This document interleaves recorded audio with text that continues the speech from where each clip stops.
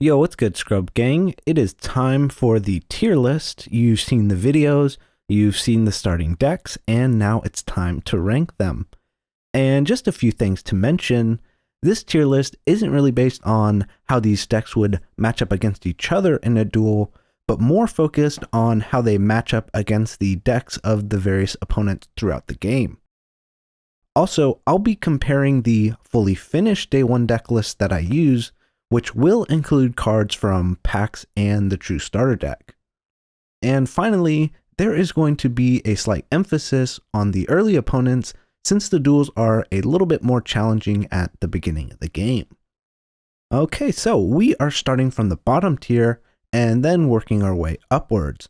And that unfortunately means we have to name the worst deck in the game, and that is the Fire deck. And originally I had Fire in F tier, and I was going to make a funny joke about how F stands for Fire, but it's actually not as bad as I had thought, so it winds up in C tier.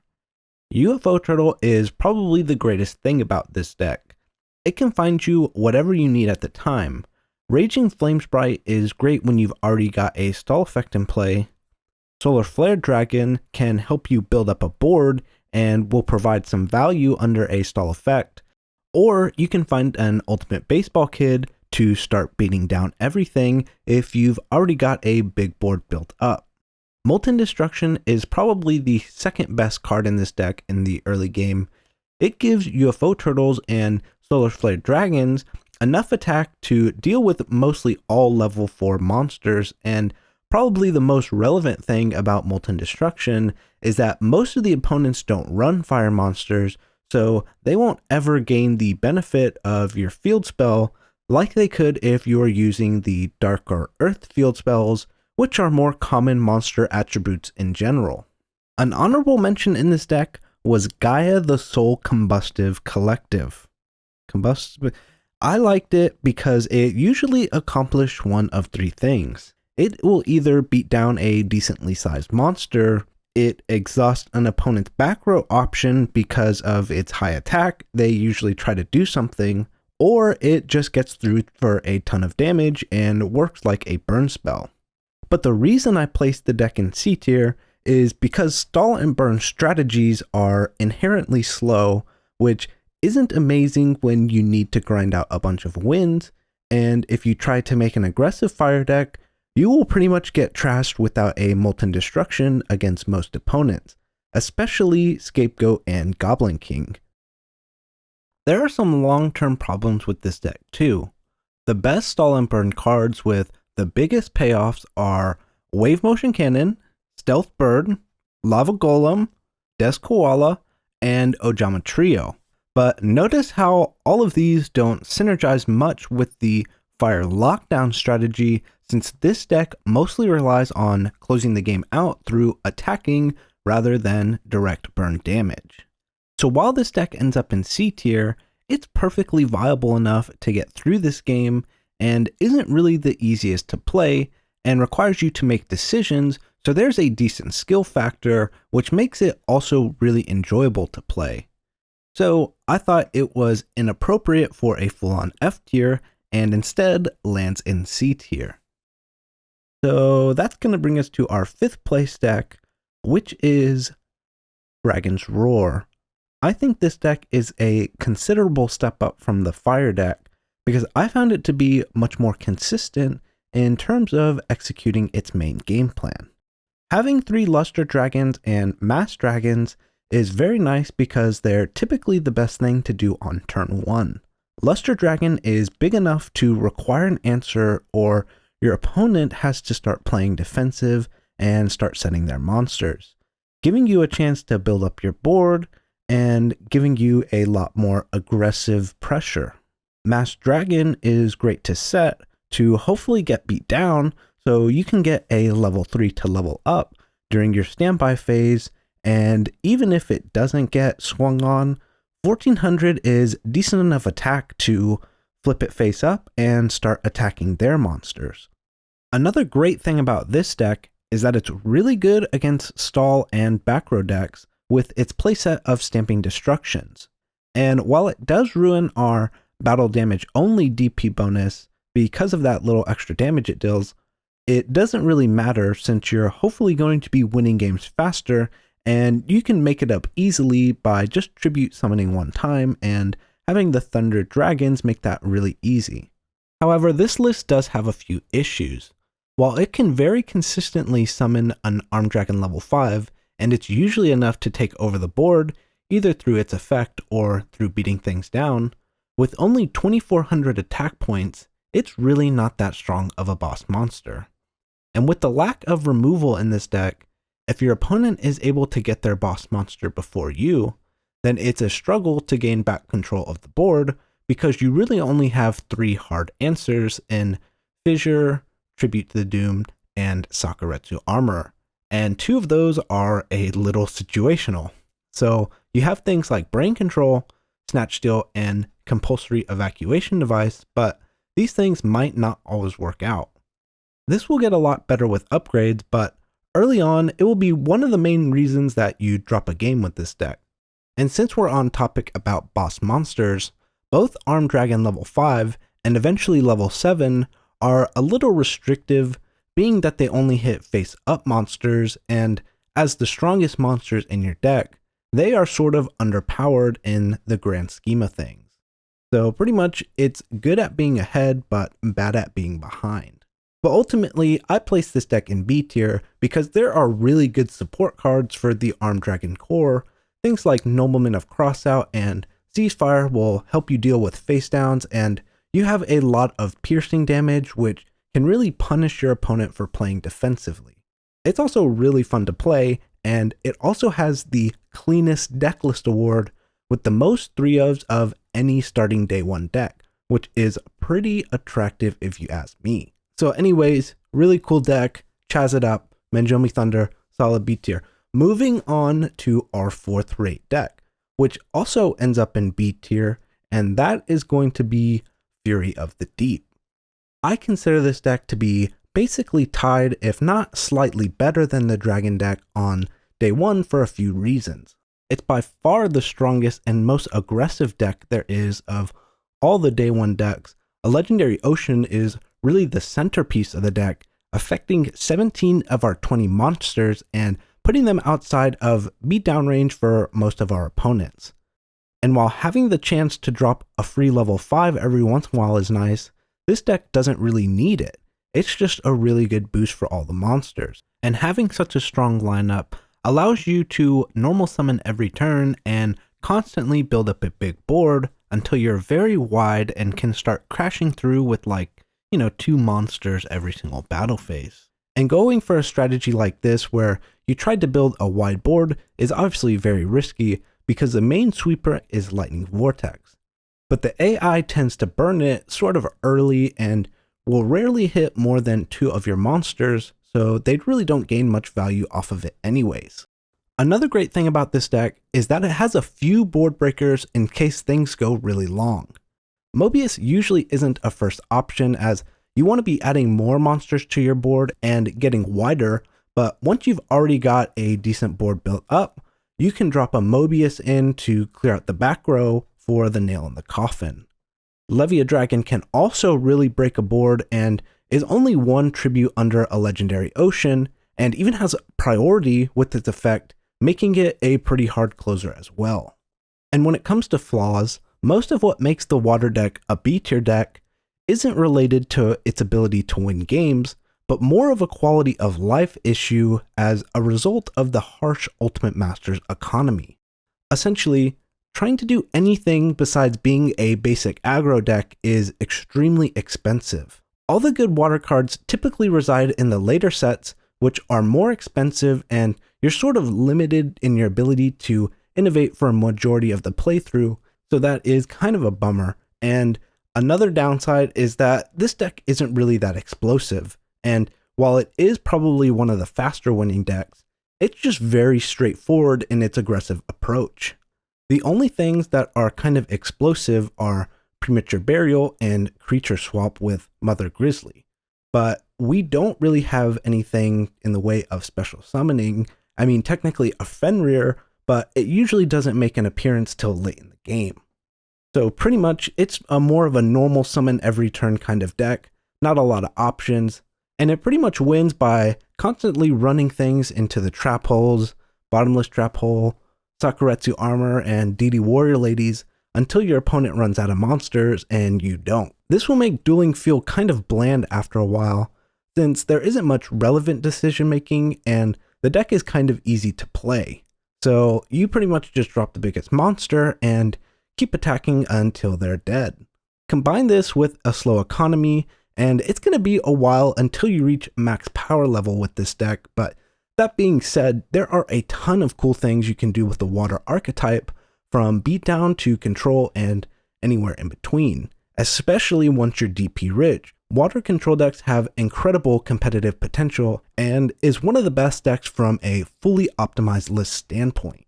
So ultimately, because of the general design of the game and its socio-economical standards, this deck lands in the B tier deck, a slight mark above the Dragon deck, another great thing ruined by politics.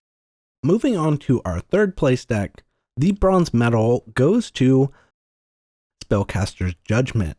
This deck is very resilient with its blend of both monster and back row removal options and ways to recur or recycle these effects, which is why it's deserving of the first A tier slot.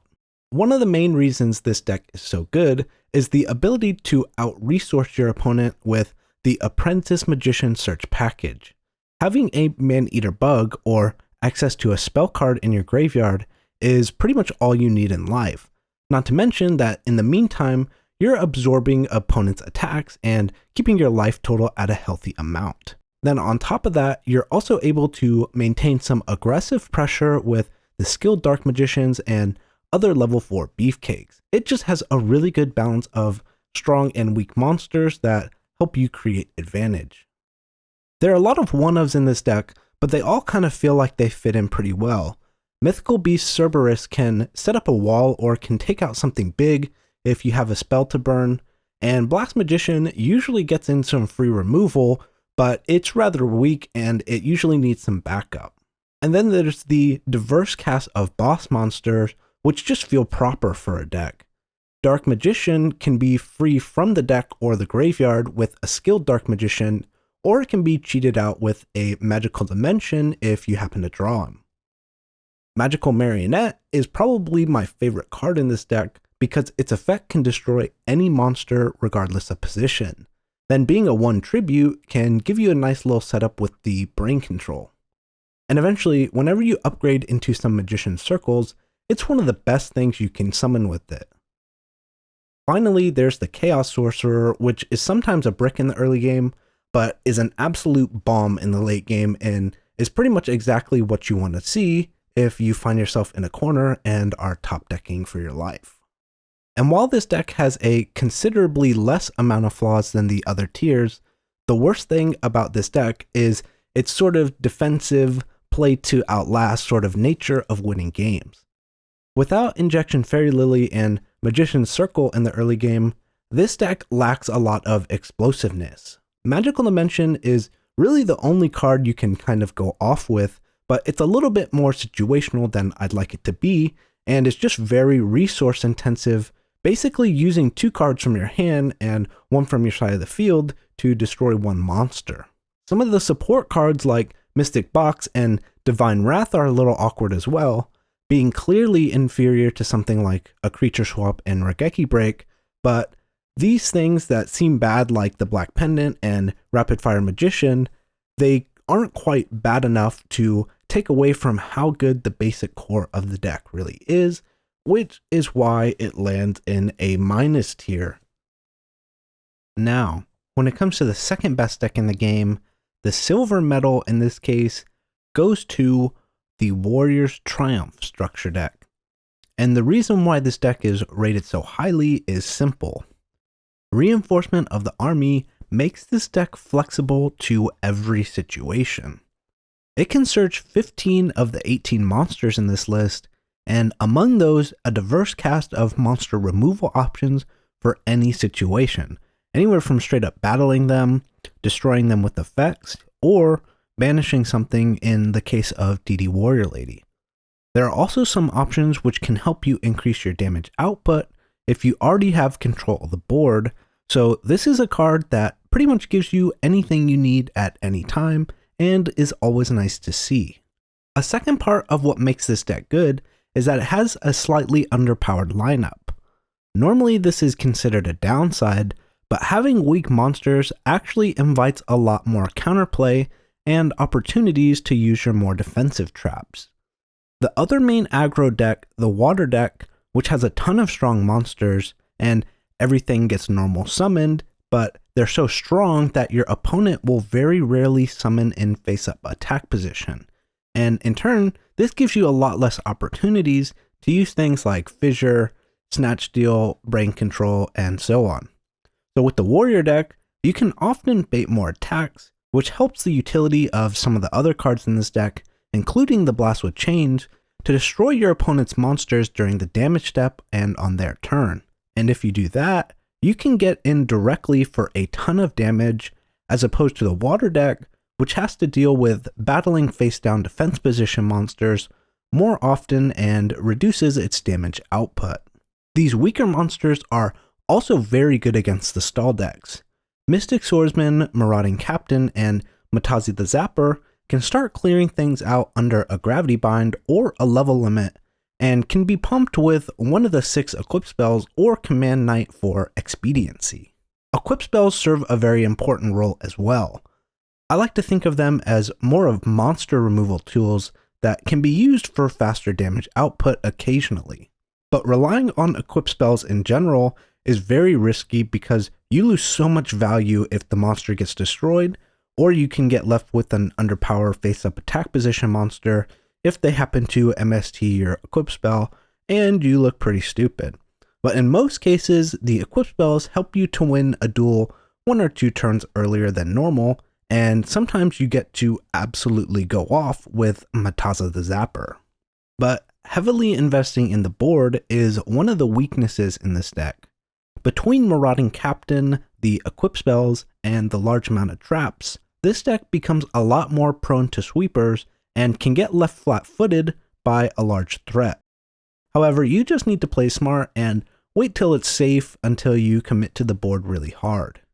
And the last reason why I consider this deck to be the second best in the game is because the upgrade options for warrior decks are just incredible. You can go with cheap options with equip spells, you can go with expensive options, DD Assailant, Dawn's Luke, and the amount of potential competitive decks that you can build is very high. Like, you could go with a more optimized toolbox strategy, you could go with a Chaos Warriors build, you could go with Gearfried Hand Control, you could go with Benkai OTK, and the list just goes on. It's a very good deck, and it's fast, and it's flexible, so it's just A tier, A plus tier, if you will. And that's going to bring us to our final deck for all you detectives out there. It is, in fact, the Zombie Madness structure deck. And I personally think this deck is deserving of an S tier placement, not only because of the consistent ability to summon huge zombies and bring them back from the dead like it's the Fast and Furious franchise, but because the AI has no idea how to play around this deck. Spirit Reaper in most cases is pretty much indestructible. The only thing that really hits it is Nobleman of Crossout when you set it, but that can kind of be played around by summoning it in face-up defense position if you have a Call the Mummy handy. And then when the tides turn and Spirit Reaper starts getting in, it starts taking cards out of your opponent's hand at random, and it goes south for them pretty fast. Then there's the Vampire Lord and eventually Curse of Vampire, which the opponents just see as a Curse of Dragon, and they have no idea how to play around their abilities, which often set you up to get your monsters back, and in the case of Curse of Vampire, usually comes back to beat down whatever beat it down. And besides all that, the core of this deck is just very good. Pyramid Turtle creates more value for this deck than any other recruiter monster on day 1. It can find all but 4 of the 17 monsters in this list, and alongside it, Spirit Reaper sets this deck up perfectly on the first or second turn, almost ensuring that you're going to get a big zombie in play. Creature Swap in combination with Pyramid Turtle sets you up for some very explosive turns, and combined with the ability to swarm the board with Call the Mummy and Book of Life, you can get some pretty fast wins in as well. Unlike something like a Dark Magician or Blue Eyes, our big monsters have some relevant abilities. Ryukoki can take out warriors and spellcasters if he gets beat down by one, and those are very popular monster types by the way, and Despair from the Dark can occasionally come down against the opponents with discard effects. Not to mention the cards that you can upgrade into just make the deck even more and more consistent. Things like Giant Rat, Sangan, Call the Haunted just give you so much gas, and you also have enough viable targets for Crush Card, Deck Devastation Virus, and it just has a ton of great things going on. And one of the flaws of this deck is, of course, what gave it its nickname, Brick City. There are only 17 monsters, which makes it hard to see a ton of them during a duel. The Book of Life, Card of Safe Return, and Call the Mummies have potential to be some pretty dead draws, and the same thing can go for the big tribute zombies. So while you can normally get a blend of these two bricks and they will sort of unbrick each other, you still have moments where your back is going to ache with all the bricks you're laying, especially if you get swept or you get caught flat-footed and you're just top decking nothing. But pretty much other than that, this deck is going to be able to get its game plan going and start beating your opponent down pretty fast, which is why it slaps its way all the way into S tier. I hope everyone enjoyed this little comparison. I'm having a ton of fun with this game, so be sure to hang out for some more peak handheld trading card gaming. Until then, I am the Busta, and you just got ranked, scrub. Not really, but